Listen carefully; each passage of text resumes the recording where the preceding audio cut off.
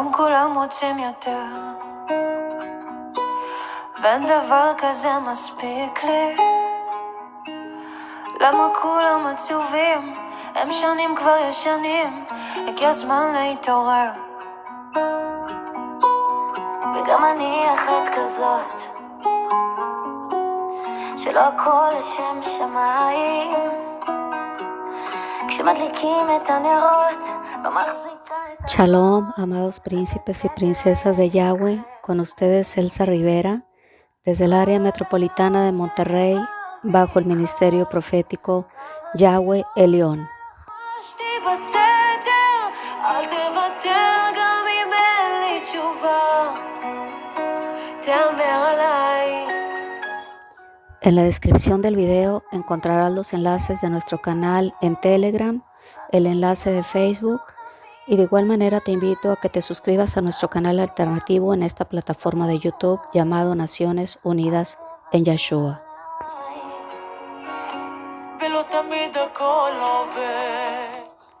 Hoy quiero compartir contigo una historia titulada El líder.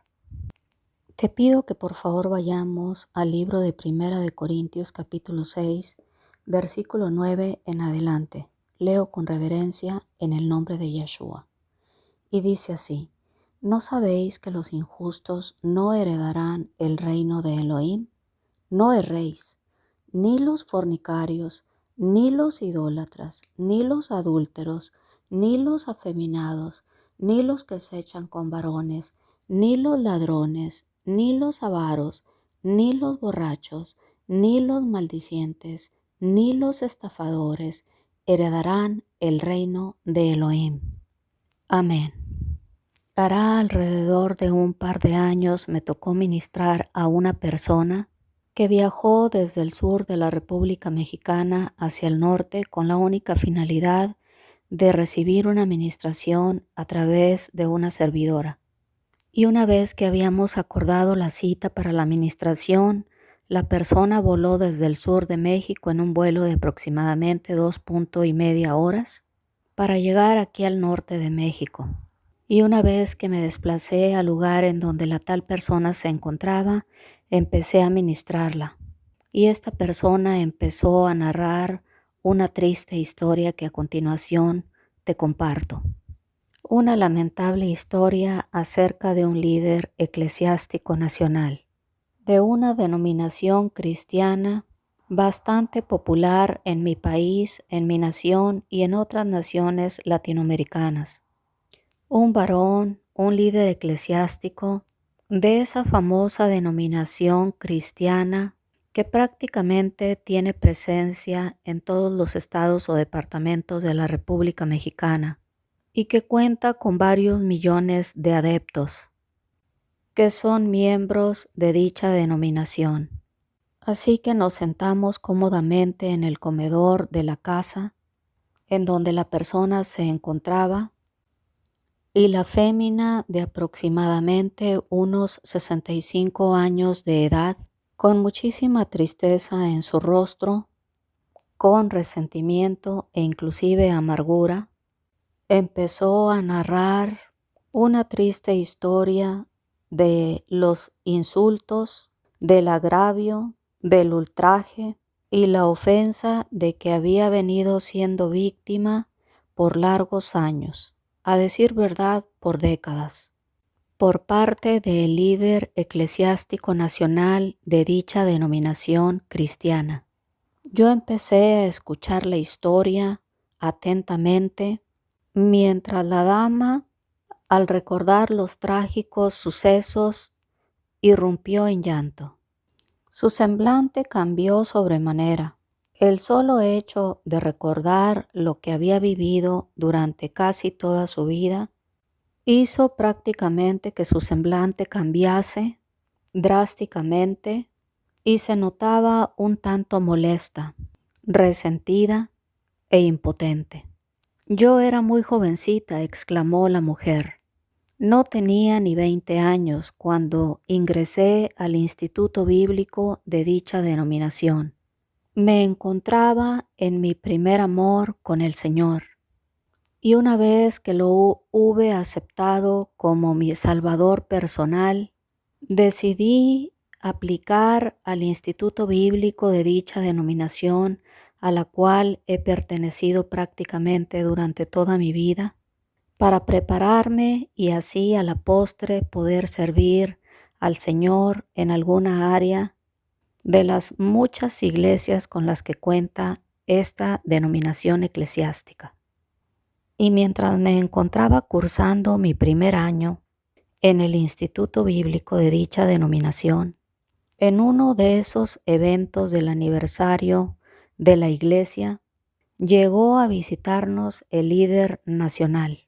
Yo no tenía ni siquiera 20 años, comentó de nueva cuenta la mujer, y él quizás se encontraba en sus 30. Y en los días del tal evento, el líder nacional me sedujo. Y en ese primer evento nacional tuvimos relaciones íntimas y caímos en fornicación. Recuerdo perfectamente que como me llevaba algo así como una década, me llevaba como unos 10 años de edad. Para ese entonces él ya era un hombre casado y con familia. Yo era apenas una adolescente y me dejé llevar por sus seducciones. Y a partir de ese primer Congreso Nacional, en el cual conocí al líder nacional de la tal denominación, empezaron nuestros encuentros íntimos. A él no le importaba que a ciertos eventos nacionales le acompañase su esposa. Él sencillamente se daba sus habilidades para escabullirse y que tuviésemos relaciones íntimas. Así que estos encuentros se fueron suscitando año con año hasta que nos convertimos en amantes. Y por muchos años yo estaba esperando ilusamente en las promesas que él me decía cuando teníamos intimidad, que estaba pensando seriamente en divorciarse de su esposa para contraer nupcias conmigo, cosa que nunca llegó a darse. Los años pasaron y yo al ver que este hombre no cumplía con su promesa, opté por contraer nupcias con un varón que me propuso matrimonio. Sin embargo, aún ya de casada, proseguían los encuentros con este líder nacional eclesiástico. Yo me encontraba atrapada, aunque en el interior no quería verlo más. Cada vez que me llamaba, volvía a caer rendida ante sus pies. Ahora, en este tiempo, ya ambos éramos casados. Él, en realidad, nunca se divorció de su esposa. Y a los años, una vez que yo contraje nupcias, ahora sí que nos encontrábamos ambos en igualdad de circunstancias, tanto él casado como yo casada. Y los encuentros íntimos continuaron. Yo contraje nupcias con mi marido, tratando de olvidarlo y separarme de este líder eclesiástico nacional. Pero tengo que ser honesta que en realidad el haber contraído nupcias con mi marido no me ayudó prácticamente en nada. Cada vez que este líder nacional eclesiástico me llamaba, yo volvía a caer rendida y seducida a sus pies. Y los encuentros se daban en diferentes partes de la República Mexicana, no solamente cuando había congresos nacionales. Él buscaba que estos encuentros fuesen más frecuentes, porque ya en realidad nos habíamos convertido en amantes. Los años fueron pasando y yo seguía escalando poco a poco, ocupando diferentes puestos de importancia en la tal denominación con presencia nacional. Pero por supuesto que nunca tuve un cargo tan importante como el de este líder eclesiástico nacional. Él sí que tenía un gran poder.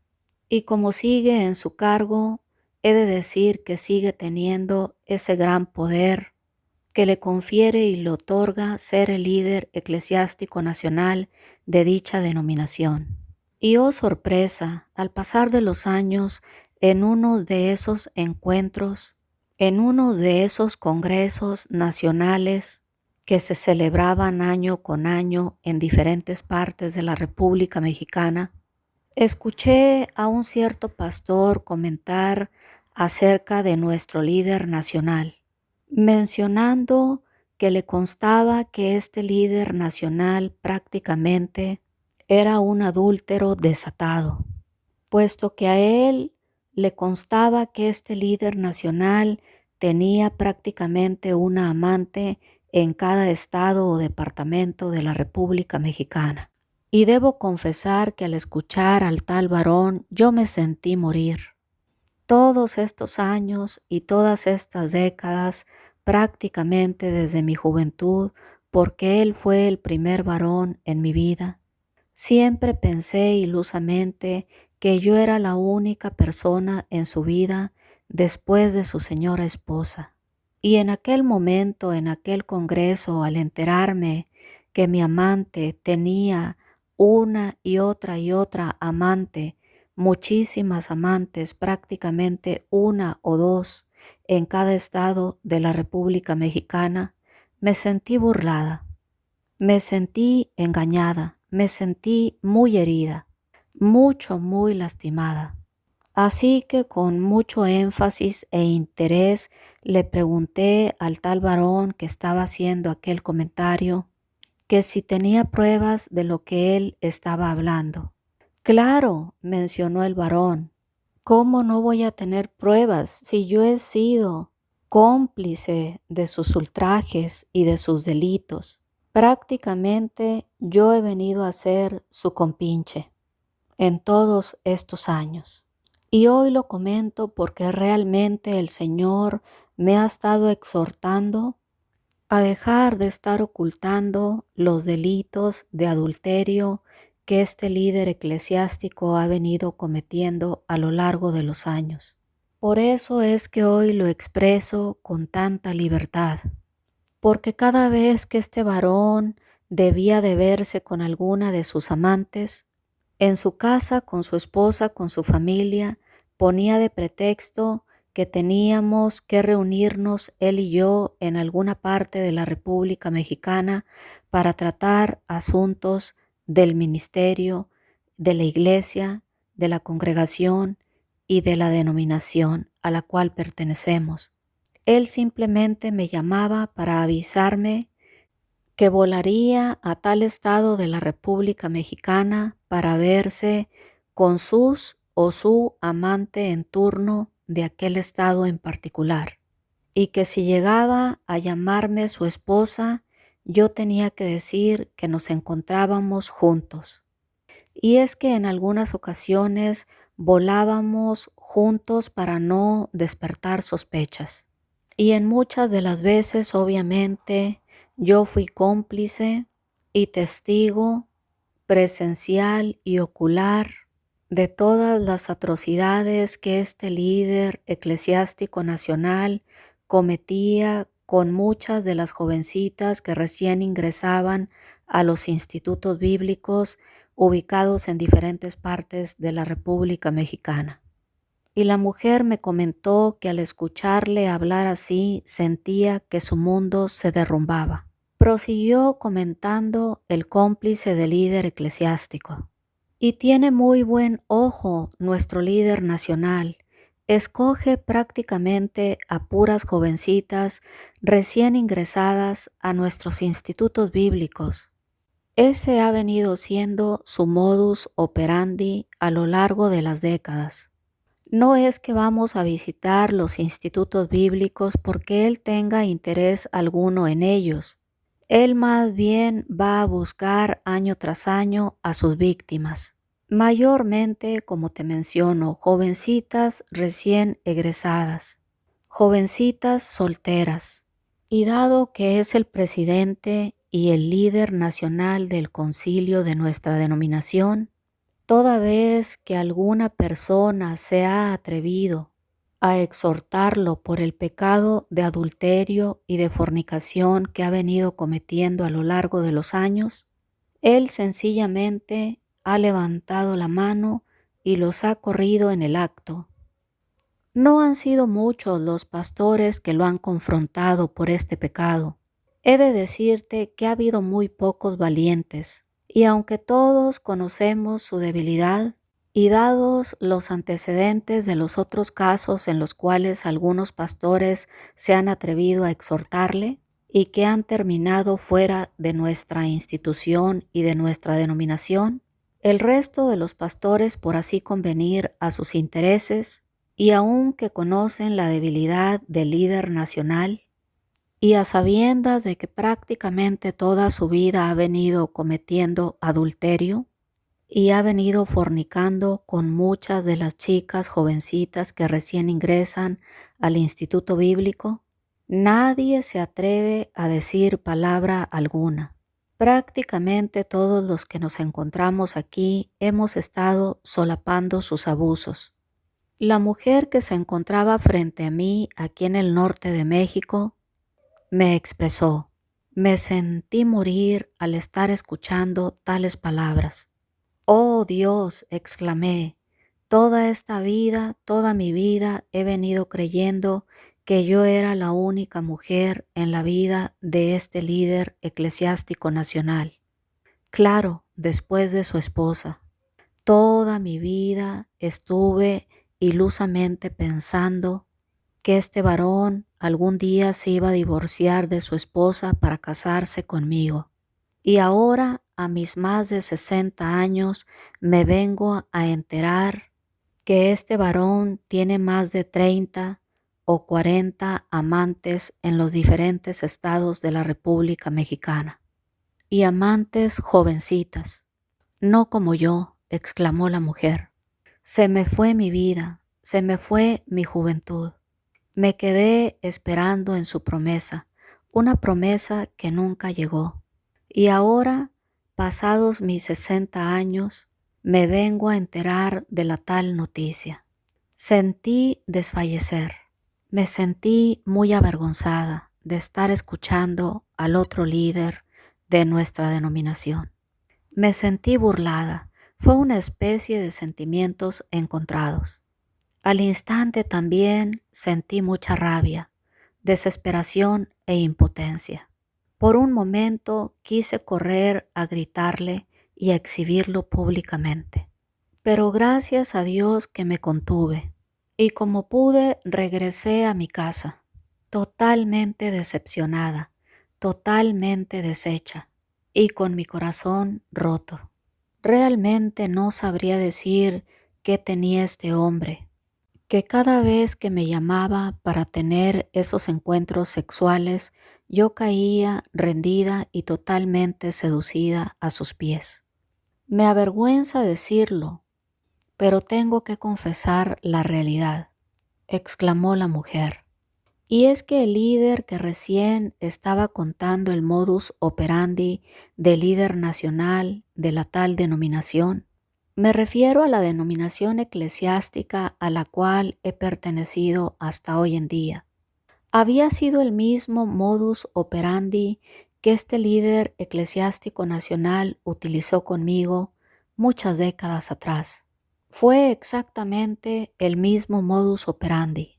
Se presentó como el presidente nacional de la denominación, llegó con su séquito de hombres de negocios y líderes nacionales de la denominación, me sedujo en aquel mismo momento y a partir de ese instante nos convertimos en amantes. Y al pasar de los años, al ver que él no cumplía con su promesa y yo sintiéndome sola y relegada, prácticamente viviendo nada más como su amante, cuando se me presentó la oportunidad de contraer nupcias, me casé con este varón, pero sinceramente no lo amo, no amo a mi marido, solo me casé para no seguir más tiempo sola, puesto que ya la gente empezaba a murmurar. ¿Por qué es que no se casa la tal líder fémina de nuestra denominación, siendo tan guapa y tan simpática? Sin saber los feligreses que yo a la postre me había convertido en una de las muchas amantes de este líder eclesiástico nacional, solo que ilusamente yo lo desconocía en aquel entonces. Y me sentí muy burlada porque todos esos años estuve esperando en su promesa de matrimonio, promesa que nunca llegó. Y aún después de casada, con mi marido, a quien nunca he amado, los encuentros continuaban con el líder eclesiástico nacional, esos encuentros íntimos. Pero una vez que escuché el testimonio del tal líder, que básicamente se estaba sincerando muy arrepentido delante del Señor, yo también corrí rápidamente a casa. Llegué deshecha, llegué llorando, me hinqué delante de la presencia del Señor y le pedí perdón y le pedí una salida a mi situación. Ya no quería ser más la amante de ese líder eclesiástico nacional. Y al llegar rápidamente a casa le pedí al Señor su ayuda. Estuve ahí hincada derramando mi corazón delante del Señor, no supe por cuántas horas, hasta que me pude desahogar y el dolor de mi corazón se calmó. Y he decidido alejarme absolutamente de esta pasada manera de vivir en la cual he estado cometiendo pecado de adulterio y fornicación con el tal líder eclesiástico. Por tal motivo es que la llamé para solicitarle una ministración y pedirle dirección al Eterno qué debo de hacer, puesto que todos estos años de casada he venido engañando a mi marido, y tanto de mi lado como del lado de mi actual esposo nos hemos estado engañando mutuamente, e inclusive nos hemos confesado de manera mutua el engaño marital que cada uno hemos hecho por separado, uno en contra del otro. Y ya no quiero estar así. No sé si me haya arrepentido demasiado tarde.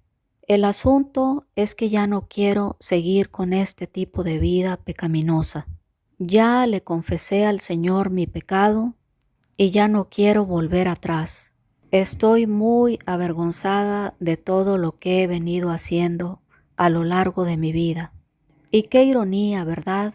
Desde que estudiaba en el Instituto Bíblico, me convertí en la amante del líder eclesiástico nacional de esta tal denominación, sin saber que era una amante más de las muchas amantes que este hombre tenía dispersadas a lo largo y ancho de la República Mexicana. Y mientras la dama que había solicitado la administración, que no puedo comentar por temas de seguridad el rango que tenía en aquel entonces en la tal denominación, prácticamente se encontraba terminando de narrar su triste historia, la presencia del precioso Ruach HaKodesh descendió fuertemente en el lugar. Y al sentir que el amado Ruach HaKodesh había llegado al sitio, empecé a sentir un calor muy peculiar en todo mi cuerpo. Así que me paré rápidamente de donde me encontraba frente a la mujer de aproximadamente unos 65 años de edad. Tomé el aceite de la unción y la ungí. Al instante empecé a orar e interceder por ella. Y el precioso Espíritu Santo, el Ruach HaKodesh, aquel día se manifestó de una manera tan maravillosa y se glorificó de una manera tan especial que mientras oraba por la tal mujer, empecé a tener una visión. Empecé a ver en visión al tal líder eclesiástico. ¡Wow! Exclamé, es un varón bastante alto y no es feo. A decir verdad, aunque ya tiene sus años y ya es un varón maduro, es de muy buen ver. Y bien, lo empecé a describir tal y como lo estaba viendo in situ en la visión mientras oraba por la mujer.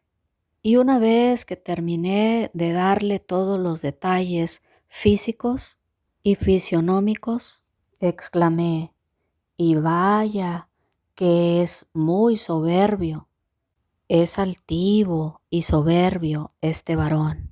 Porque una vez que mi Adonai tuvo a bien mostrarme al tal varón externamente, físicamente y fisionómicamente, acto seguido, el precioso Ruach HaKodesh me empezó a mostrar su corazón, es decir, su interior, su alma.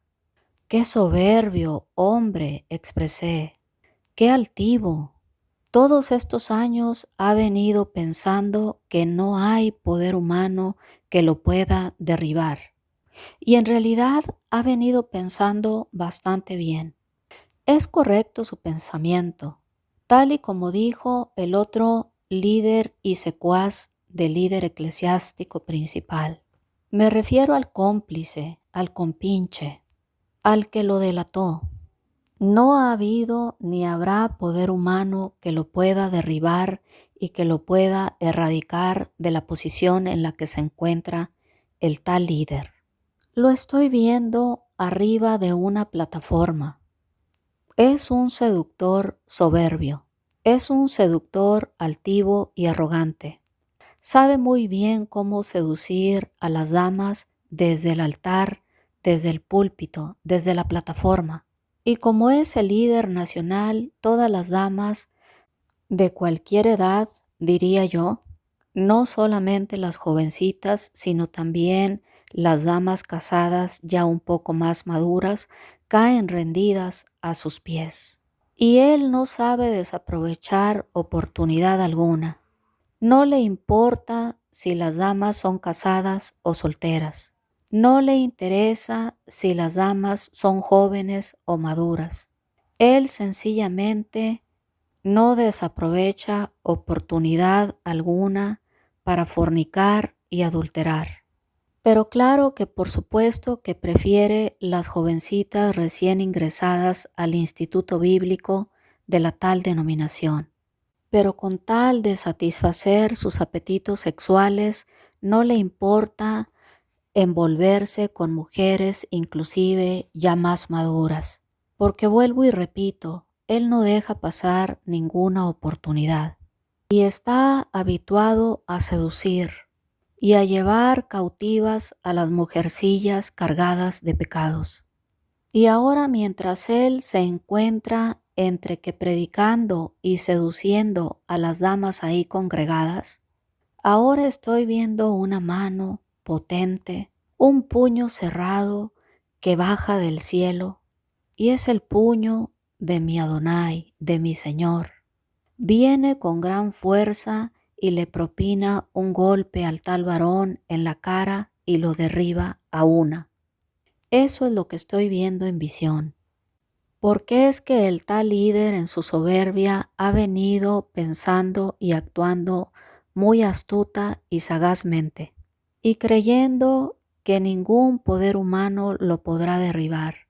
Es correcto, nadie humanamente lo podrá derribar, nadie lo podrá tumbar de su posición de poder, sino que ese líder será derribado por la mano poderosa de mi Adonai.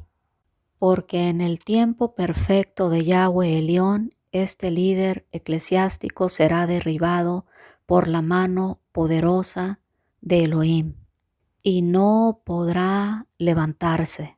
De un solo puñetazo lo derribará y caerá en la lona, y caerá y nunca más se levantará, porque Yahweh Elión lo ha hablado. Y hoy te insto, amado príncipe y princesa de Yahweh, a no errar. Dice la Escritura, no erréis, porque Yahweh, nuestro Elohim, no puede ser burlado. Todo lo que el hombre sembrare, eso también segará.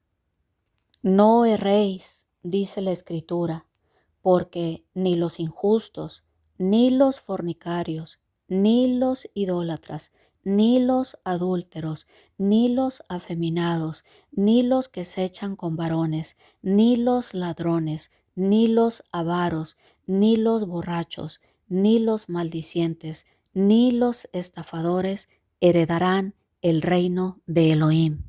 Mil gracias por escuchar este mensaje. El eterno Yahweh te continúe bendiciendo.